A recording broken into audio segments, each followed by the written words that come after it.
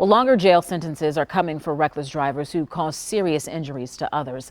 A new state law doubles maximum jail sentences, giving judges more power to punish those convicted of the felony offense. Our Project Drive Safer team spent months looking into how many people have been locked up for that crime and for how long. Ben Jordan takes the team's findings to Milwaukee County's top judge. Whether it's the passenger in their car,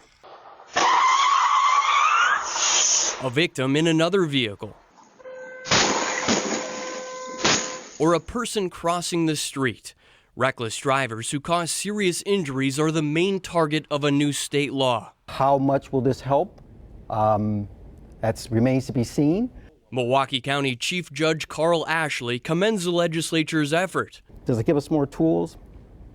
Maybe. But he says lawmakers' intentions may not result in the sweeping change thereafter. I want to give the lawmakers credit for trying. The newly elevated felony called reckless driving causing great bodily harm allows judges to sentence defendants to 3 years in jail rather than 1.5 years. I wanted to find out how many people are convicted of that crime in the first place.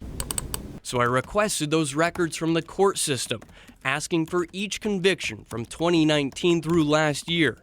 The results, 12 drivers during that period. Is that to suggest that this elevated felony could have a minimal impact?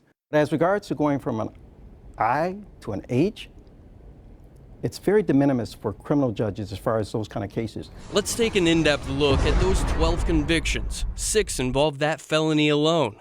The average sentence in those cases was 4 months in jail, followed by more than 2.5 years of probation. Is that a just sentence for that type of crime? Well, you know what, Ben, I'm glad you're asking it this way, because we need to make sure that we look at each individual case.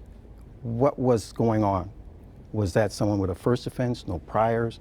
Is that someone who has been involved before? Chief Judge Ashley says a vast majority of reckless driving offenses do not end up in criminal court. But when a reckless driver causes a serious injury, they're almost always charged and convicted of harsher felonies. That could be because the incident involved a hit and run, operating while intoxicated, or recklessly endangering safety, to name a few. I think we don't ignore the legislature. They have increased the penalties. That'll be a factor that all the judges take into consideration in each individual case. State Representative Bob Donovan authored the legislation. He isn't pleased with the amount of convictions or the average sentences. 12. I'm shocked. I mean, what are we going through the process of passing these laws and going about our business in the legislature?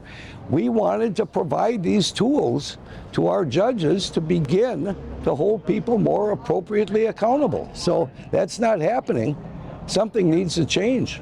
It's important to note that the 12 convictions for reckless driving causing great bodily harm over the past 4 years do not include anyone under the age of 18. The clerk of courts redacted all cases involving underage teens. Reporting outside the Milwaukee County Courthouse, Ben Jordan, TMJ4 News.